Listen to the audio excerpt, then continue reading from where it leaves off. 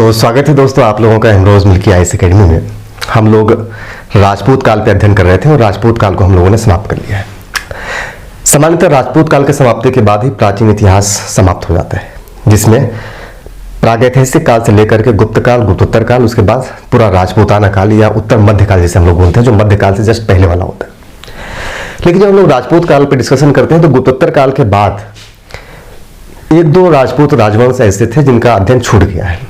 जैसे हम लोग जब त्रिकोणी संघर्ष, हालांकि उनका अध्ययन हम लोगों ने अलग अलग सेक्शन में कर लिया है, एक सेपरेट अध्ययन हम लोगों ने उसका नहीं किया है। जैसे जब हम लोग त्रिकोणी संघर्ष पढ़ रहे थे तो वहां पे हम लोगों ने पाल राजवंश का भी अध्ययन किया था, बंगाल के जो पाल थे।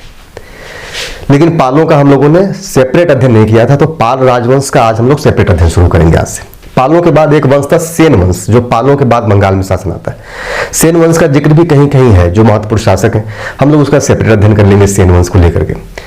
इसी प्रकार राजतरंगड़ी में कश्मीर के इतिहास का जो वर्णन किया गया है, तो उसमें भी कुछ वंश हैं, राजवंश हैं, जो क्षत्रिय राजवंश के अंतर्गत आते हैं, तो उसका भी अध्ययन जरूरी हो जाता है। तो प्रश्न इक्का दुक्का यहाँ से पूछ लिए जाते हैं, छोटे छोटे टॉपिक हैं, बड़े टॉपिक नहीं है। तो क्यों ना हम लोग इन टॉपिकों को भी कवर कर ले, जिससे कि पूरा का पूरा प्राचीन इतिहास कवर हो जाए।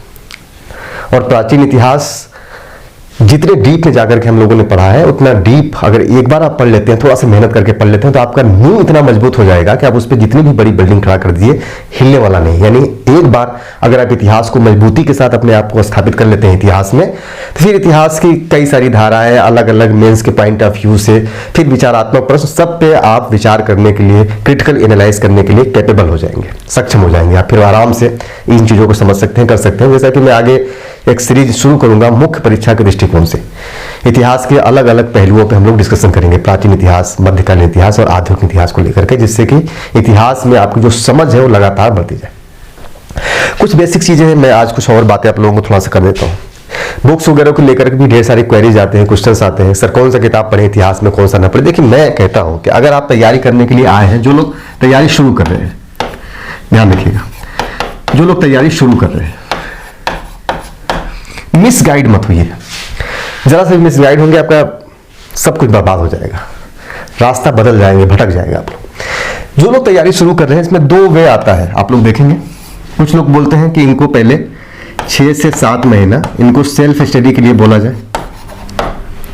एक विचार होता है कि नहीं, किसी टीचर के अध्ययन कर देना चाहिए या कोचिंग ज्वाइन कर लेना चाहिए, कोचिंग ज्वाइन कर लेना चाहिए। दो चीजें, एक पक्ष ये है, ये बोलते हैं इस दौरान इनको जो बच्चे आ रहे हैं, ये इनको एनसीईआरटी और कुछ बुक्स पढ़ाया जाए।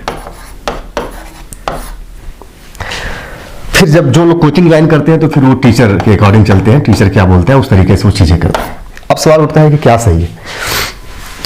देखिए मैं बता दूं कि अगर आप तैयारी करने के लिए आए हैं, शुरुआत किए हुए हैं, तो आप यहां मत जाइए। पहले यहां जाएंगे आपका टाइम का बहुत लॉस होगा। आप एनसीईआरटी किताब पढ़िए, आप पकड़ ही नहीं पाएंगे कि इसमें क्या चीजें जरूरी है, किस चीज को हमें लेना है, या जो भाव निकल के आ रहा है किसी विचार को, किसी कॉन्सेप्ट को लेकर के, वो भाव आएगा ही नहीं आपके अंदर। आप 6 महीना नहीं 6 साल भी पढ़ते रहेंगे तो भी भाव नहीं आएगा, जब तक कि आपका बौद्धिक लेवल सोचने समझने के लिए तैयार न हो। आपकी बुद्धि जो क्रिटिकल एनालिसिस की तरीका है, आपकी बुद्धि की जो क्षमता है, उसके लिए रेडी न हो। रेडी कैसे होगा, जब आप उस तरीके से तैयार करेंगे तब। तैयार कौन करता है, तो आप किसी कोचिंग में जाते हैं तो टीचर के जो थॉट्स होते हैं, पढ़ाते समय जो गुड़ गुड़ बातें टीचर बताता है, तो उससे आपकी बुद्धि खुद को तैयार करना शुरू करती है क्रिटिकल एनालिसिस के लिए, सोचने के लिए, समझने के लिए। अच्छा ऐसे भी हो सकता है, वैसे भी हो सकता है, किताबों से चीजें नहीं आती।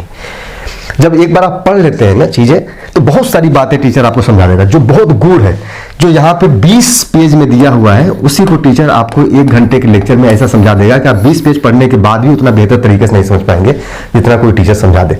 इसलिए मेरा मानना है, मैं हमेशा यही बोलता हूँ कि अगर कोई बच्चा तैयारी करने के लिए आ रहा है, तो उसे सबसे पहले बिना सोचे समझे कोचिंग ज्वाइन करा दीजिए। जो भी टीचर लगे कि नहीं ये सही है, आप वहां उसे ज्वाइन करा दीजिए और पढ़ने दीजिए 6-7 महीना। 6-7 महीने के बाद उसे एनसीईआरटी और बुक्स की तरफ लेकर के जाइए, दे दीजिए कि आप एनसीईआरटी पढ़ो, बुक्स पढ़ो। अब वो एनसीईआरटी में बहुत सारी चीजों को गेन करेगा, समझेगा, बुक्स से बहुत सारी चीजों को समझेगा। अब उसकी बुद्धि विकास के लिए चूंकि तैयार हो गई है, समझने के लिए तैयार हो गई है। शुरू में ही डाल देंगे तो कुछ भी होने वाला नहीं। जैसे कहते हैं कि अगर आप अखाड़े में जा रहे हैं तो अखाड़े में जाइए तो दांव पे सीख के जाइए, बिना दांव पे सीखे जाएंगे अखाड़े में तो आपको मात खाना ही है। तो एक्चुअल में जब तैयारी करने के लिए आते हैं तो क्या है, वो अखाड़ा है। जब तैयारी करने के लिए जा रहे हैं तो अखाड़ा, और अखाड़े में जाने से पहले आप चले जाइए दांव पे सीखिए कोचिंग में। उसके बाद अब मजबूती के साथ तैयारी में कूद जाइए। वही आपके सिलेक्शन का बेस होगा, वही आधार होगा। भटकिए मत। बहुत सारे लोग बहुत सारी बातें करते हैं, आप खुद ट्राई करिए।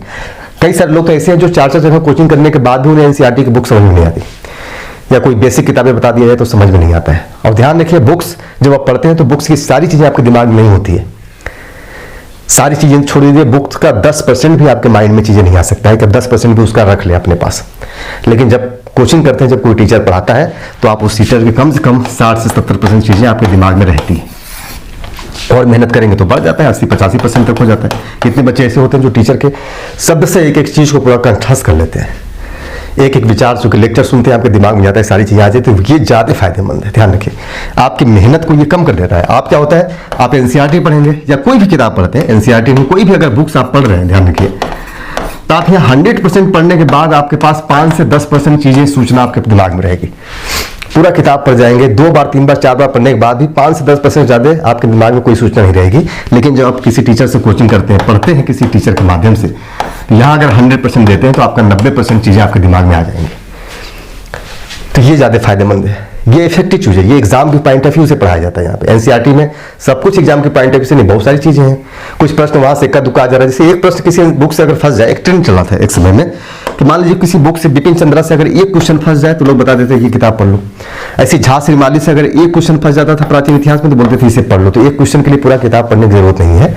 सही जगह सही लोगों को पकड़िए, आप सही टीचर को पकड़िए जो आपको एक सही रास्ता दिखा सके। बाकी जैसे जैसे आपका बुद्धि विकास होता जाएगा, आप खुद सक्षम हो जाएंगे किताब कौन सा पढ़ना है, कौन नहीं पढ़ना है, किताबों में से क्या लेना है क्या नहीं लेना है। आप एक रास्ता, चूंकि आप एक मजबूती के साथ खड़े हो जाएंगे। मैंने वही काम किया है। मैंने आपको आपके बेस को इतना मजबूत बना दिया है कि आप दुनिया की कोई भी किताब पढ़ेंगे इतिहास से लेकर के, तो आपको सारी चीजें समझ में आएंगी, स्पष्ट आएंगे समझ में।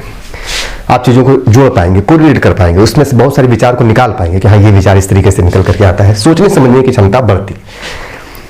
तो अभी तक चूंकि प्राचीन इतिहास में हम लोग कुछ छोड़ेंगे नहीं, मैं प्राचीन इतिहास में एक ही चीजें पढ़ाऊंगा, अभी बहुत सारी चीजें मैं बताऊंगा, लेकिन उसके साथ ही थोड़ा मुख्य परीक्षा के दृष्टिकोण से बहुत सारी चीजें मैं लेकर के आऊंगा, पब्लिक लेकर के आऊंगा। पब्लिक लेक्चर में रहेगा, प्राचीन इतिहास से शुरू करूंगा, मध्यकालीन आधुनिक इतिहास। उसके बाद जो वर्ल्ड हिस्ट्री है, पूरा वर्ल्ड हिस्ट्री भी हम लोग बहुत डीप में पढ़ने वाले, क्योंकि वर्ल्ड हिस्ट्री का जो अप्रोच है पढ़ने का, अब ग्लोबल हिस्ट्री के अप्रोच से पढ़ना है आप लोगों को।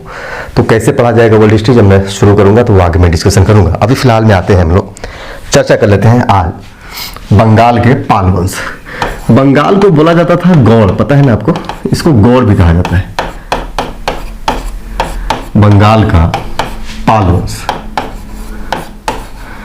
शुरू करना हम लोगों को ये, क्योंकि ये मामला है जस्ट गुप्तोत्तर काल के बाद, तो शुरू जब वहां से करना है तो थोड़ा सा पृष्ठभूमि को समझिए, ताकि आप पाल वंश की स्थापना किस पृष्ठभूमि में होती है उसको जान जाएंगे, तो पूरी कहानी को रिलेट हो जाएगी। आप याद करिए हर्ष को, जब मैं हर्षवर्धन के बारे में पढ़ा रहा था, वर्धन राजवंश के बारे में पढ़ा रहा था, थानेश्वर के वर्धन राजवंश गुप्तोत्तर काल में, वहां सीधे पहुंच जाइए उस लेक्चर में। जो लोगों ने नोट्स बनाए हैं नोट्स खोल ले, देख ले। वहां पे पहुंचते हैं, पाल तक हम लोग आते हैं, कैसे देखें। ये काल है गुप्तोत्तर काल। कौन सा काल है? गुप्तोत्तर काल।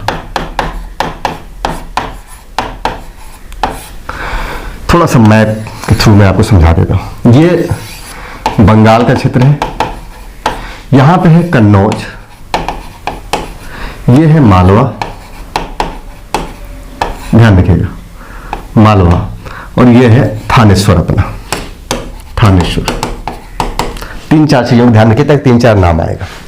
बंगाल का इसलिए नाम आएगा क्योंकि बंगाल अभी हम लोगों को पढ़ना है, और आगे बंगाल के पाल वंश के बारे में हम लोग जानना है। देखिए, जब हम लोग हर्ष की बात करते हैं तो हर्ष कहां का शासक था? थानेश्वर का शासक था, यहां का शासक था। तो हर्ष का जो समकालीन शासक था बंगाल का, समकालीन शासक बंगाल में जो शासन कर रहा था, उसका नाम था शशांक। क्या नाम था? शशांक नाम था, शशांक। यहां पे शासन कर रहा था शशांक। गौड़ शासक किसे बोला जाता था? शशांक। हर्ष कहां शासन कर रहा था? यहां थानेश्वर में शासन कर रहा था। बीच में कन्नौज है, अभी मालवा के भी जिक्र बीच में आएगा, अभी देखिए हर्ष का। अब थोड़ा सा शशांक के बारे में जान लीजिए। हर्ष और शशांक के बीच जो युद्ध हुआ, क्या पृष्ठभूमि तैयार होती है, उस शशांक के बाद फिर बंगाल में पाल राजवंश की स्थापना होती है। तो कैसे, थोड़ा सा देखिए, मैप में ध्यान रखिएगा। देखिए, शशांक को कहा जाता है कि यह कट्टर शैव था। कट्टर शैव शासक था। और इसका एक नाम और मिलता है शशांक का, नरेंद्र गुप्त। नरेंद्र गुप्त नाम मिलता है, ध्यान रखिए। तो कई बार क्या होता है, शशांक नाम रखकर नरेंद्र गुप्त दे देता है, तो भूलिएगा मत, ये पांडुलिपियों में इसकी मिला है कि शशांक का एक अन्य नाम नरेंद्र गुप्त मिलता है। इसको कहते हैं कि यह कट्टर शैव था। तो कट्टर शैव होना एक्चुअल में कोई बुराई नहीं है। आप किसी धर्म के कट्टर होते हैं तो उसमें कोई बुराई नहीं है, लेकिन कट्टर शैव होने के साथ साथ जब क्रूर और हत्यारे हो जाते हैं, किसी दूसरे धर्म से नफरत करने वाले हो जाते हैं, तो ये बुराई है। ये कट्टर शैव के साथ साथ ये बौद्ध द्रोही शासक था। बौद्ध द्रोही शासक, ये बौद्ध द्रोही नाम दिया गया है इतिहासकार आर.डी. बनर्जी के द्वारा। आर.डी. बनर्जी के द्वारा क्यों नाम दिया गया है? क्योंकि बौद्ध धर्म से इतना नफरत करता था कि बुद्ध की ऐसी ऐसी चीजों को उसने नष्ट कर दिया जो मुख्य रूप से बुद्ध के समय से, यानी बुद्ध के काल से ही बुद्ध ने उन चीजों को सजोया, परोसा और संभाला था। जैसे कि बुद्ध ने ज्ञान प्राप्त किया बोधि वृक्ष के नीचे, तो इतना नफरत था इससे बुद्ध से कि उसने उस बोधि वृक्ष को ही कटवा के फेंकवा दिया गंगा नदी में। बुद्ध ने एक पाषाण पे, पत्थर पे पैर रखा था, उसके निशान थे, और वो जो पत्थर था, पाषाण था, एक मंदिर में रखा था। ये इतना नफरत करता था बुद्ध से कि उस पाषाण पत्थर को उठवा करके फेंकवा दिया नदी में। एक मंदिर में बुद्ध की मूर्ति रखी हुई थी, उसने उस मूर्ति को बुद्ध के हटवा करके तोड़वा दिया, और तोड़वाने के बाद वहां पर शिव की मूर्ति स्थापित करवा दिया। इसी वजह से आर.डी. बनर्जी जी ने इसे बौद्ध द्रोही की संज्ञा दी।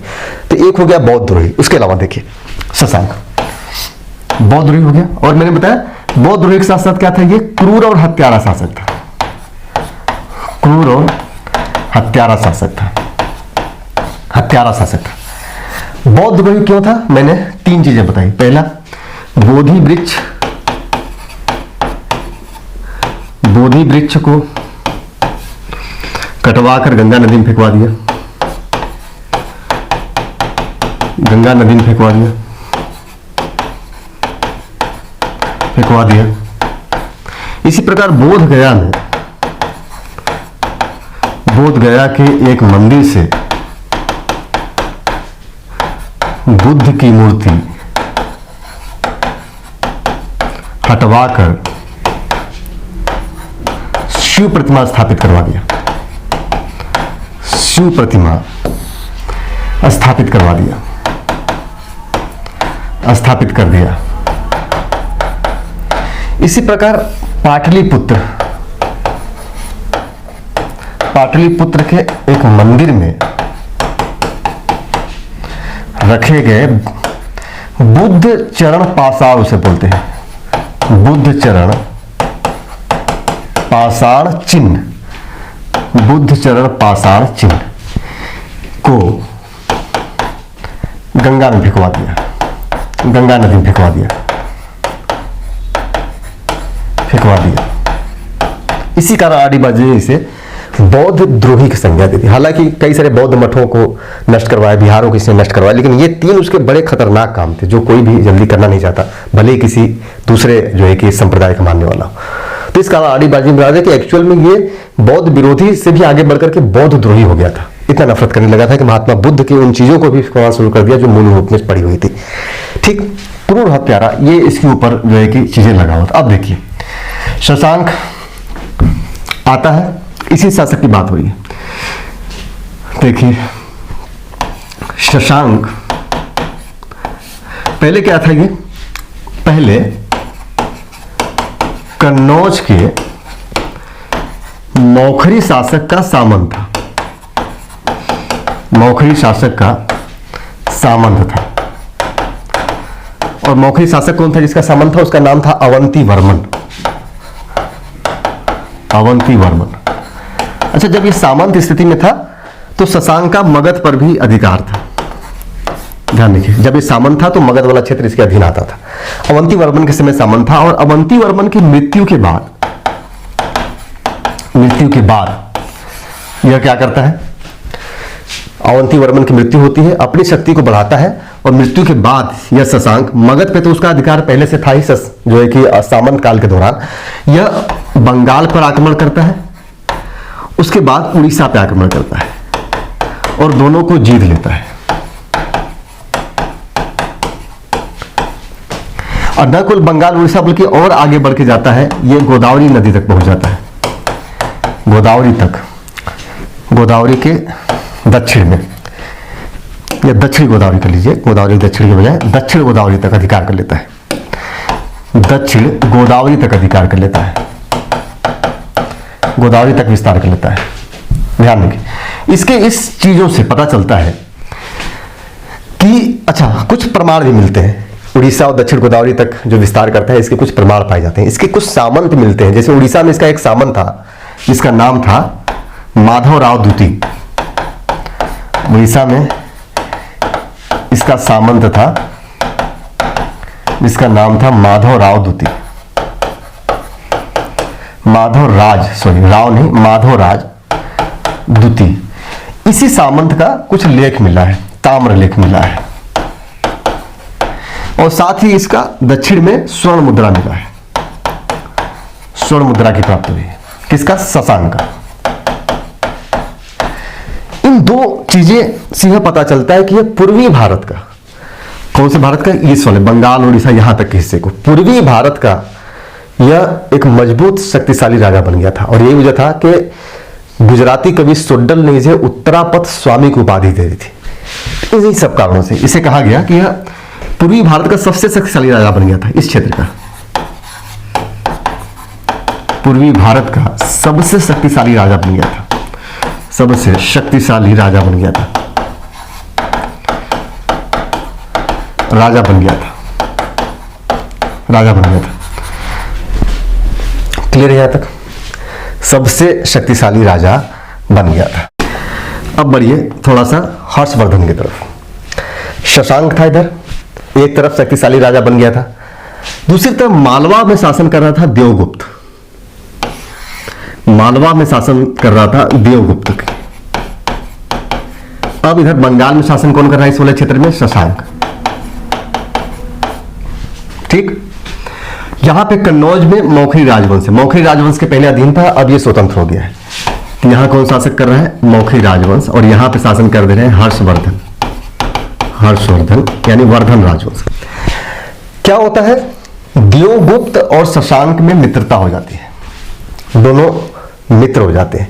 खासतौर से देवगुप्त शशांक की तरफ हाथ बढ़ाता है मित्रता का, ताकि इस वाले क्षेत्र को दबाया जा सके, जो मौखरी के शासक है उस पर अधिकार किया जा सके।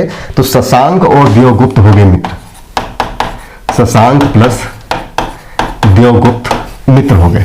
अब देखिए इधर वर्धन राजवंश, इधर मौखरी राजवंश है।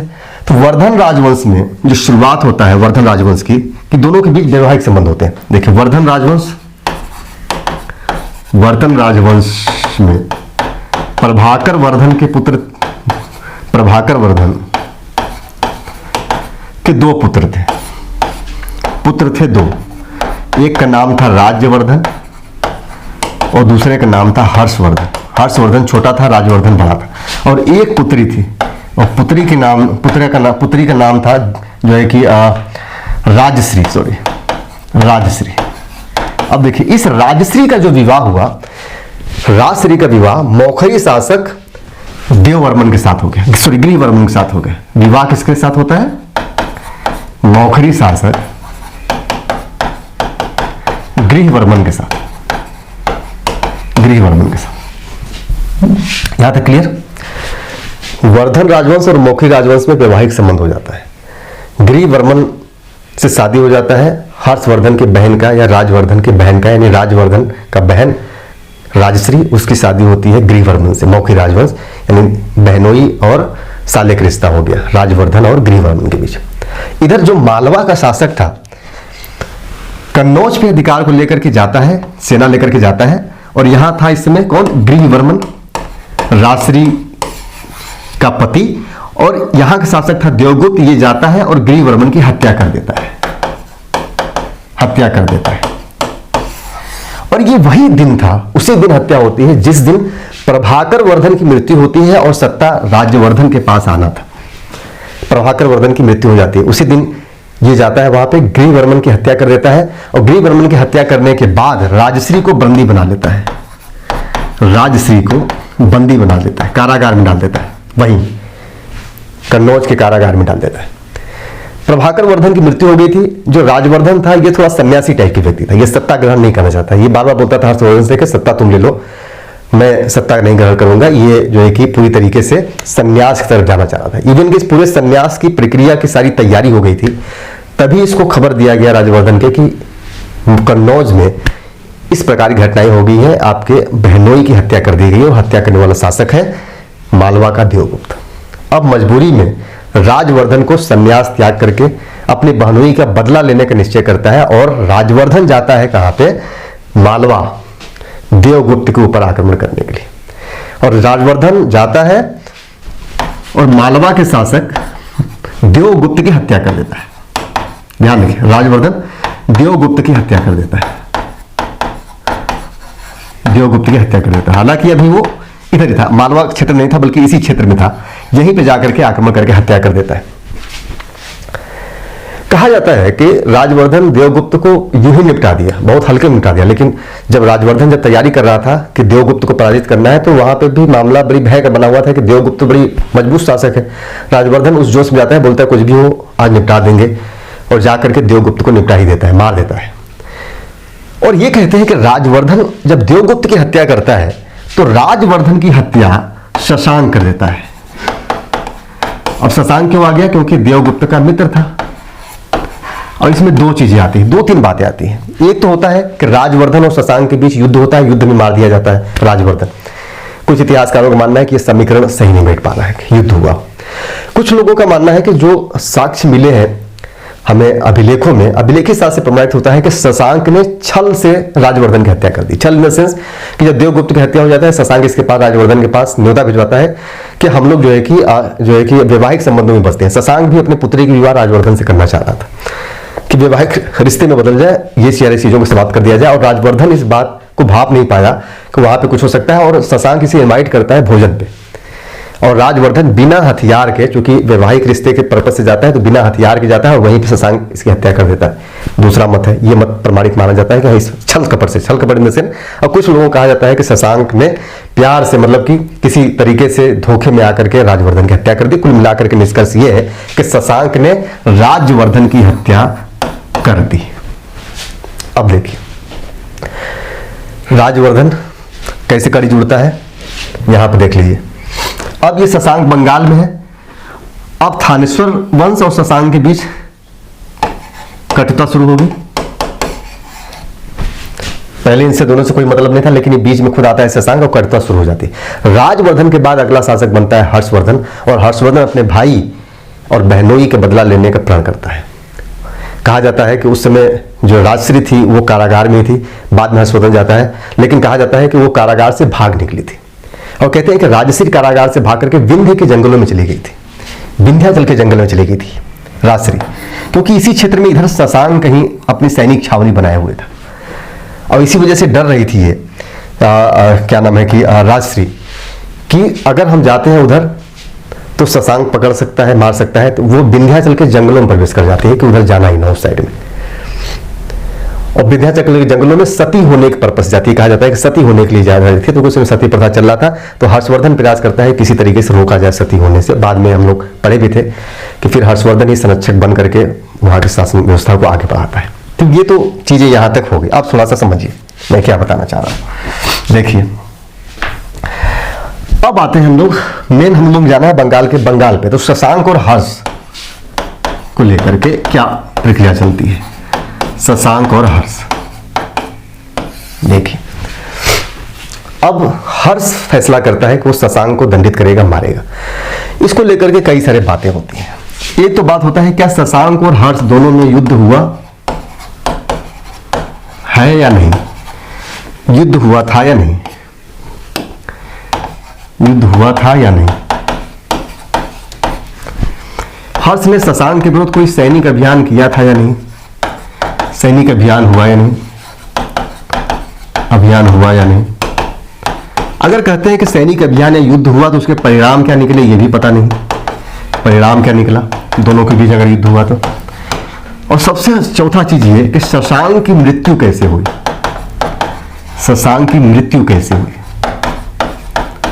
कहते हैं कि इसकी मृत्यु 637 ईस्वी में हो गई थी। शशांक की मृत्यु कैसे हुई, ये चारों चीजों इतिहास में बहुत अनसुलझे हुए हैं। यानी इस पे अलग अलग इतिहासकारों का अलग अलग मत है। कुछ इतिहासकार बोलते हैं कि दोनों के बीच युद्ध हुआ, कुछ इतिहासकार बोलते हैं कि युद्ध नहीं हुआ, शशांक अपने से ही मर गया किसी तरीके से। फिर होता है कि अगर युद्ध हुआ है तो क्या परिणाम निकला, इसके भी परिणाम नहीं मिलते कि अगर युद्ध हुआ हो तो कौन जीता, शशांक जीता या हर्ष जीता, कोई प्रामाणिक चीजें उपलब्ध नहीं है। मतलब उसमें इतिहास में बहुत डायलेमा की स्थिति, दुविधा की स्थिति, अलग अलग प्रमाण अलग अलग बातें कहती है। इसी वजह से इनको लेकर के बड़ी कंफ्यूजन है। हालांकि हमने डिस्कशन किया है डिटेल में, जब मैं पढ़ा रहा था उस समय वर्धन वंश के बारे में, तो हमने इस पर डिस्कशन में डिटेल में अध्ययन किया है। लेकिन ये ध्यान रखना है कि जो कुछ भी हुआ हो, दोनों के बीच कटुता थी, युद्ध हुआ हो नहीं हुआ, जो कुछ भी हुआ हो, लेकिन शशांक की मृत्यु हो जाती है 637 ईस्वी में। और शशांक की मृत्यु होने के बाद, क्योंकि एक क्रूर अत्याचारी शासक था, जनता को बहुत प्रताड़ित करता था, तो इसके मृत्यु होने के बाद बंगाल में अव्यवस्था और अराजकता फैल गया। ध्यान रखिएगा, शशांक की मृत्यु ने बंगाल में अराजकता और अव्यवस्था को जन्म दे दिया। शशांक की मृत्यु ने बंगाल में अराजकता और अव्यवस्था को जन्म दे दिया। अव्यवस्था को जन्म दे दिया। और यह अराजकता अवस्था ऐसा नहीं था कि 2-4 साल था, यह लंबा चला, 8वीं शताब्दी तक चला। ये 8वीं शताब्दी के मध्य तक चला, 8वीं शताब्दी के मध्य तक चला, अराजकता मध्य तक चला। यह अराजकता का मतलब यह था कि लूट मार थी, जो लोग प्रभावशाली थे वो लगे जिसको मन करे उसको लूटना, मत्स्य न्याय जैसी स्थिति आ गई थी। आम नागरिक त्राही त्राही में व्यस्त था, कोई कंट्रोलिंग पावर ऐसी नहीं थी जो इस अराजकता व्यवस्था को रोक सके। कोई मजबूत शक्ति बंगाल में रही नहीं गई थी, सब लोग मनमानी हो गए थे। इसे होता नहीं कि अगर सबको बराबर बराबर शक्तियां दी जाए तो फिर अव्यवस्था फैली जाती है। एक शक्तिशाली होना जरूरी है जो सबको कंट्रोल में रख सके। बंगाल में ऐसी स्थिति समाप्त हो गई। जो छोटे मोटे सामंत थे इसके, वो स्वतंत्र हो गए, अपना लूट करना शुरू कर दिए, जनता को परेशान करना शुरू कर दिए। जनता परेशान हो गई, वस्तुएं महंगी हो गई, हर चीज सुरक्षा के नाम पे शून्य हो गया। कोई भी आ रहा है, चोरी हो जा रही है, डकैती हो जा रही है, लूट हो जा रहा है, हत्याएं होना शुरू कर दी, रेप, बलात्कार, सारी चीजें अव्यवस्था में हर चीज शामिल हो जाता है। और ये इसीलिए होता है क्योंकि जब एक मजबूत शक्ति अस्तित्व में नहीं रह जाती है, केंद्रीय सत्ता कमजोर हो जाती है। तो शशांक की मृत्यु के बाद बंगाल की केंद्रीय सत्ता समाप्त होगी, कमजोर होगी। लंबे समय तक अराजकता व्यवस्था चली, तो जनता त्राही त्राही में जब वो गई, जनता को लग गया कि अब कोई भी शासक आने वाला नहीं, तो जनता ने खुद फैसला किया कि अब हमें ही किसी को ला करके बैठाना होगा राजगद्दी पे, ताकि वह इस अव्यवस्था अराजकता से मुक्ति दिला सके। और बंगाल की जनता ने गोपाल नामक एक सैनिक अधिकारी को, सेना में अधिकारी था, उस सेना था, उसे ला करके अपना राजा चुन लिया, राजा बना दिया कि अब तुम बनोगे हमारे राजा। और इसीलिए कहा जाता है कि भारतीय इतिहास में यह एकमात्र ऐसा राजा है जिसे जनता ने चुना था, प्राचीन भारत के इतिहास में। तो 8वीं शताब्दी तक चला और इससे ऊब करके जनता ने सेना नायक गोपाल को अपना राजा चुन लिया, गोपाल को अपना राजा चुन लिया, राजा चुन लिया। जब गोपाल राजा बन गया तो इसने एक नए राजवंश को चलाया और यही बना पाल राजवंश, पाल वंश।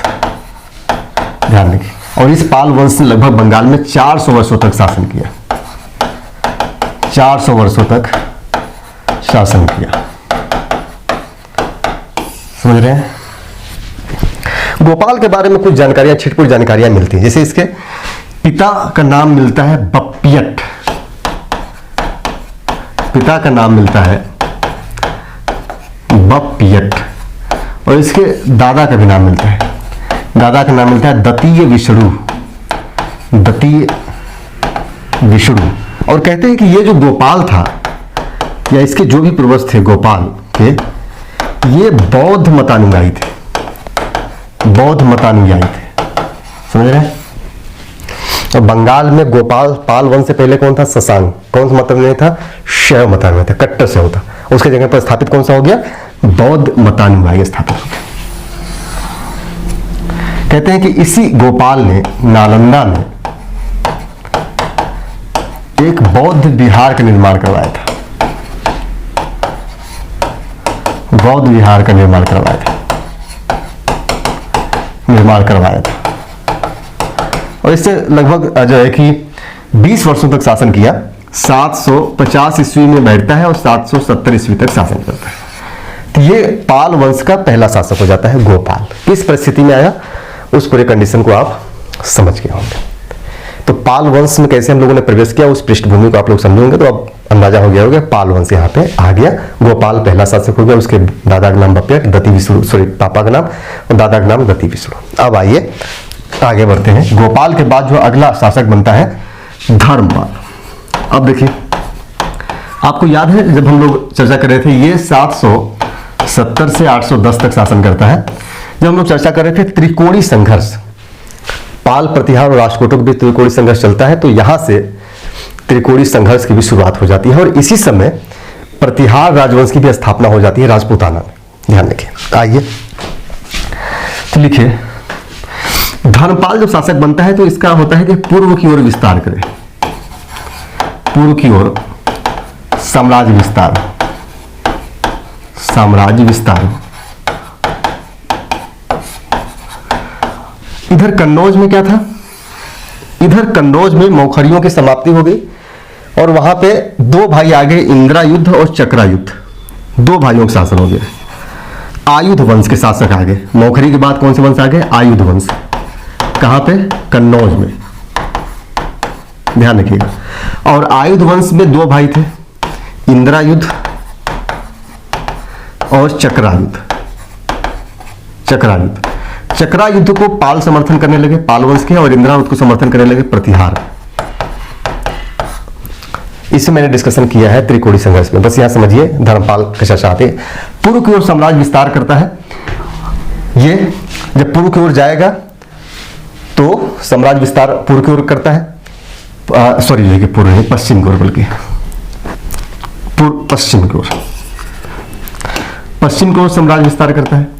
वहीं इसके काल में वत्सराज कौन था, प्रतिहार वंश का शासक, प्रतिहार वंश का शासक था, वंश का शासक था, जो पूर्व की ओर साम्राज्य विस्तार करता है, पूर्व की ओर साम्राज्य विस्तार करता है, साम्राज्य विस्तार करता है। वहीं इसी कालखंड में राष्ट्रकूट भी दक्षिण से उत्तर की ओर साम्राज्य विस्तार की ओर बढ़ते हैं, उत्तर की ओर साम्राज्य विस्तार शुरू करते हैं, साम्राज्य विस्तार करता है। ध्यान रखिए, इस समय मैंने बताया था कि इस समय तक आते आते कन्नौज एक महत्वपूर्ण केंद्र बन गया था। जैसे पहले कभी मगध और पाटलिपुत्र होता था महत्वपूर्ण केंद्र, वैसे कन्नौज को महत्ता मिल गई थी। और यही वजह था कि कन्नौज को महोदया नगर, सम्मान के साथ महोदय लगाया जाने लगा, कन्नड़ को महोदया नगर कहा जाने लगा। कन्नौज क्यों महत्वपूर्ण बन गया है, क्या था, ये सारी चीजें हम लोगों ने डिस्कशन किया जब मैं पढ़ा था वहां पे, तो उसे ध्यान रखिएगा। अब यहाँ है राष्ट्रकूट, तो राष्ट्रकूट दक्षिण से उत्तर की ओर जाएंगे, महत्वपूर्ण नगर कौन है, कन्नौज। यहाँ है प्रतिहार, जब प्रतिहार पूरब की ओर आएंगे तो यहाँ है कन्नौज। यहाँ है बंगाल, जब ये पश्चिम की ओर जाएंगे तो यहाँ है कन्नौज। क्यों कन्नौज पे आ रहा है, क्योंकि ये अब एक महत्वपूर्ण नगर स्थापित कर लिया है, तो सबका ध्यान है कि यहाँ पे हमारा अधिकार होना चाहिए, और इसी को लेकर के त्रिकोणी संघर्ष शुरू हो जाती है, क्योंकि राष्ट्रकूट, प्रतिहार और पाल राजवंश आ जाते हैं। त्रिकोणी संघर्ष की शुरुआत किसके समय में होती है, पाल वंश में, धर्मपाल के समय में होती है। और पहला आक्रमण कौन करता है, प्रतिहार करते हैं, वत्सराज करता है। यहाँ पे जब वत्सराज आक्रमण करता है तो धर्मपाल को पराजित करता है। और कन्नौज पे कौन शासन कर रहे थे, दो भाई थे, इंदिरा युद्ध, चक्रा युद्ध। ये क्या करते थे, जब आक्रमण करते थे, यहाँ अधिकार कर लेते थे, तो किसी एक भाई को समर्थन करके उसको अपने अधीन में वहां का राजा बना करके चले आते थे, यानी उस सामंत की स्थिति में हो जाता था। तो जैसे जब जो है कि प्रतिहार वंश के शासक जब कन्नौज पर अधिकार करते थे, तो वो जो है कि इंदिरा युद्ध को वहां का राजा बना करके चले आते थे। जब पाल करते थे, जब यहाँ पर अधिकार कर लेते थे, वो चक्रा युद्ध को राजा बना करके चले आते। कहने का मतलब ये कि उस कन्नौज को अपने अधीन में ले लेते थे और अपने अधीन एक राजा की नियुक्ति कर देते थे, सामंत की, और सामंत इन्हीं दो भाइयों में से था। इन दो भाइयों के बीच भी युद्ध इसीलिए चल रहा था उत्तराधिकार को लेकर के, जिससे वो कमजोर हो गए, और इसी का फायदा इन लोगों ने उठाया। राष्ट्रकूट शक्ति भी बढ़ती है आगे, हालांकि इसका कोई मंशा नहीं था कि लंबे समय तक यहाँ पर अधिकार करे, लेकिन उसके दिमाग में निगाह क्या आया, ये आगे बढ़ती है और कभी भी अस्थायी रूप से टिक ही नहीं पाई। आक्रमण की, पराजित की, कुछ ही समय बाद वापस लौट आए, क्योंकि इनके अंदरूनी मामले में खुद ही समस्याएं चल रही थी, बंटवारा और कई सारी चीजें आंतरिक समस्याओं से ही ग्रस्त थे। तो आइए देखिए क्या होता है, लिखिए। सबसे पहले क्या होता है कि धर्मपाल का युद्ध होता है त्रिकोणी संघर्ष में। ध्यान रखिए, त्रिकोणी संघर्ष की शुरुआत होती है कन्नौज को लेकर। त्रिकोणी संघर्ष की शुरुआत कन्नौज को लेकर के होती है, कन्नौज को लेकर। तो धर्मपाल का युद्ध होता है वत्सराज से, युद्ध हुआ वत्सराज से। इस युद्ध में वत्सराज विजित हो जाता है और धर्मपाल हो जाता है पराजित। देखिए, धर्मपाल और वत्सराज यानी प्रतिहार और पालों में युद्ध होता है, जिसमें पाल पराजित हो जाते हैं, वत्सराज हो जाता है विजित। अब क्या होता है, देखिए, पराजित कर दिया। अब दक्षिण से आता है शासक ध्रुव, राष्ट्रकूट शासक। ये जाता है वत्सराज को पराजित कर देता है, वत्सराज को पराजित कर देता है। पहले पराजित हुआ धर्मपाल, फिर पराजित हुआ वत्सराज। धर्मपाल और वत्सराज के युद्ध में धर्मपाल पराजित हो जाता है, फिर वत्सराज और राष्ट्रकूट ध्रुव के युद्ध में वत्सराज पराजित हो जाता है। उसके बाद राष्ट्रकूट वहां से चले आते हैं, वापस चले आते हैं, टिक नहीं पाते। और इस बीच धर्मपाल को क्या होता है, इससे फिर बहुत ज्यादा नुकसान नहीं होता है, वत्सराजों को नुकसान होता है, लेकिन धर्मपाल को इस युद्ध में बहुत ज्यादा हानि नहीं होता है। ये फिर से अपनी शक्ति को मजबूत करता है। धर्मपाल पुनः देखिए पराजित होता है। अब क्या है, वत्सराज के पराजित होने के बाद धर्मपाल पुनः अपनी शक्ति को मजबूत करता है और कन्नौज पे आक्रमण कर देता है, शक्ति को मजबूत करता है और पुनः कन्नौज पर आक्रमण कर देता है, पुनः कन्नौज पर आक्रमण कर देता है। जब आक्रमण करता है यहां पे, तो कन्नौज पे चूंकि धर्मपाल पराजित हो गया था, तो वहां पे चक्रा युद्ध शासन कर रहा था कन्नौज पे, सॉरी इंदिरा युद्ध कर रहा था, इंदिरा युद्ध कर रहा था। जब राष्ट्रकूट पराजित करते हैं तो राष्ट्रकूट भी इंदिरा युद्ध को ही रहने देते हैं, वो हटाते नहीं राष्ट्रकूट। अब फिर धर्मपाल जब पराजित करता है कन्नौज को, तो इंदिरा युद्ध को हटा करके वो स्थापित कर देता है चक्रा युद्ध को, कन्नौज को, चक्रा युद्ध को स्थापित कर देता है। और कहा जाता है कि राष्ट्रकूटों के जाने के बाद, ध्रुव को वापस जाने के बाद, धर्मपाल ने इतनी शक्ति अर्जित कर ली थी कि यह उत्तर भारत का उसमें सबसे शक्तिशाली राजा बन गया था। ध्यान रखिए, कहते हैं कि यह उत्तर भारत का सार्वभौम राजा बन गया था, क्योंकि राष्ट्रकूटों के युद्ध से प्रतिहारों को खूब नुकसान हुआ, बहुत ज्यादा नुकसान हुआ। वत्सराज पूरी तरीके से भयभीत हो गया था, पराजित हो गया था। लेकिन वत्सराज और धर्मपाल के युद्ध में धर्मपाल हार तो जाता है, लेकिन इसे बहुत ज्यादा नुकसान नहीं होता, बस ये पीछे हट जाता है। और उसके बाद राष्ट्रकूट जब आक्रमण करते हैं प्रतिहारों के ऊपर, तो प्रतिहार पूरी तरीके से भयभीत हो जाते हैं, तहस नहस हो जाते हैं। इसी का फायदा धर्मपाल पुनः उठाता है। उसे लगता है कि राष्ट्रकूट शक्ति कमजोर हो चुकी है, फिर से अपने को मजबूत करता है और कन्नौज वाले क्षेत्रों पर अधिकार करता है। न केवल कन्नौज, बल्कि इतनी मजबूती के साथ वो कर लेता है कि उस समय उसे कवि सोड्डल गुजरात के थे, उसे उत्तरापथ स्वामी तक की उपाधि दे देते हैं धर्मपाल को। तो इसे बोलते हैं कि उत्तर भारत का सार्वभौम राजा बन गया, सार्वभौम राजा बन गया। इसी प्रकार जो है कि गुजराती कवि है सोड्डल, गुजराती कवि सोड्डल, इससे उत्तरापथ स्वामी को उपाधि देते हैं, उत्तरापथ स्वामी। किसको? धर्मपाल को। ध्यान रखिए, उत्तरापथ स्वामी को उपाधि देते हैं। अब देखिए, वत्सराज पराजित हो गया, मृत्यु हो गई। वत्सराज के बाद शासक बनता है प्रतिहारों का नागभट्ट द्वितीय, नागभट्ट द्वितीय। अब ये फिर से जाता है त्रिकोण संघर्ष में और फिर यह कन्नौज पे आक्रमण करता है। जब कन्नौज पे आक्रमण किया तो धर्मपाल ने किससे बैठाया था? चक्रा युद्ध को। तो ये चक्रा युद्ध को भगा देता है, क्योंकि अब कन्नौज इसके अधिकार में आ गया। चक्रा युद्ध को भगा करके यह फिर से इंदिरा युद्ध को स्थापित कर देता है, इंदिरा युद्ध को स्थापित कर देता है, स्थापित कर देता है। इसके बाद नागभट्ट आगे बढ़ता है, धर्मपाल पर आक्रमण करता है और धर्मपाल को भी पराजित कर देता है। मुंगेर के पास धर्मपाल को पराजित कर देता है। देखिए, नागभट्ट पहले कन्नौज जाता है, धर्मपाल द्वारा जो संरक्षित शासक था चक्रा युद्ध, उसे भगा देता है। उसको भगा करके उसके भाई इंदिरा युद्ध को स्थापित कर देता है। उसके बाद धर्मपाल पे आक्रमण करता है मुंगेर के पास, इन्हें पराजित कर देता है। दोनों जगह जीतता है, लेकिन नागभट्ट की किस्मत भी खराब थी। इसी समय फिर से राष्ट्रकूट आते हैं और राष्ट्रकूट नागभट्ट पर आक्रमण कर देते हैं। तो राष्ट्रकूटों का आक्रमण होता है दक्षिण से, राष्ट्रकूट ये जाता है और नागभट्ट को पराजित कर देता है, और बुरी तरीके से नागभट्ट को पराजित करता है। और इतना बुरी तरीके से पराजित करता है कि धर्मपाल जो इसमें पराजित हुआ था, इसने राष्ट्रकूटों की अधीनता स्वीकार कर ली कुछ समय के लिए। ये बोल दिया कि हम आपके अधीन रहेंगे। और इसमें जो शासक था जो है कि राष्ट्रकूटों का, उसका नाम था गोविंद तृतीय। गोविंद तृतीय की अधीनता धर्मपाल स्वीकार कर लेता है, सिर्फ डर के मारे कहीं ऐसा ना हो कि इधर आक्रमण कर दे।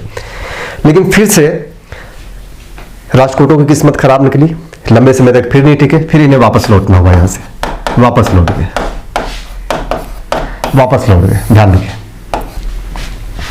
जब वापस लौट जाता है तो धर्मपाल फिर अपने आप को स्वतंत्र कर लेता है, अधीनता स्वीकार करता है लेकिन फिर से अपने आप को स्वतंत्र कर लेता है, स्वतंत्र कर लेता है। तो धर्मपाल के समय की यह राजनीतिक स्थिति रही। त्रिकोणीय संघर्ष से चलता रहा धर्मपाल में, उसी में यह व्यस्त रहा। एक बार राष्ट्रकूटों के अधीनता के अंतर्गत भी आ जाता है लेकिन बाद में स्वतंत्र कर लेता है। और यह भी बौद्ध मतानुयायी था, इसमें परम सौगत कहा जाता था धर्मपाल को। इसके लेखों में, धर्मपाल के लेखों में इसे बोला गया परम सौगत। इसका मतलब होता है परम सौगत का, सौगत बोलते हैं बुद्ध को बोला जाता है, सौगत भी कहा जाता है बुद्ध को। परम मतलब होता है शिष्य, भक्त, तो इसे बोलते हैं बुद्ध का भक्त, बुद्ध का एक भक्त, बुद्ध का एक भक्त कहा जाता है। इसके बारे में कहा जाता है कि इसने विक्रमशिला और सोमपुरी के प्रसिद्ध विहारों की भी रचना की थी, प्रसिद्ध विहारों का निर्माण करवाया था, विहारों का निर्माण करवाया था। तो ध्यान रखिएगा, विक्रमशिला विहार का निर्माण धर्मपाल, सोमपुरी के। और इसके समय में एक बौद्ध लेखक थे हरिभद्र, वो निवास करते थे, बौद्ध लेखक हरिभद्र निवास करते थे, हरिभद्र निवास करते थे, राइट। ये तो हो गया पाल राजवंश के दो। उसके बाद हम लोग अगले लेक्चर में पाल और सेन राजवंश दोनों को समाप्त करके चीजों को किया जाएगा। इसके बाद जो शासक अगला बनता है वो देवपाल बनता है, तो आगे हम लोग चर्चा करेंगे, खत्म कर देंगे अगले लेक्चर में। बस यहाँ तक ध्यान रखिएगा। देवपाल, फिर विग्रहपाल, प्रथम, द्वितीय, तृतीय, ऐसे करके कई सारे शासक आते हैं। तो नेक्स्ट लेक्चर में हम लोग सेन वंश को भी पढ़ेंगे, क्योंकि पाल वंश के बाद बंगाल में सेन वंश की स्थापना होती है, तो उसे भी हम लोग समाप्त कर लेंगे। फिर एक लेक्चर में हम लोग कश्मीर का जो इतिहास है, राजतरंगड़ी में कारकोट वंश, उत्पल वंश और लोहार वंश, उस पर हम लोग डिस्कशन करके तो ये वाला पूरा सेक्शन इतिहास का, राजनीति वाला समाप्त कर देंगे। तो चलिए मिलते हैं हम लोग नेक्स्ट लेक्चर में।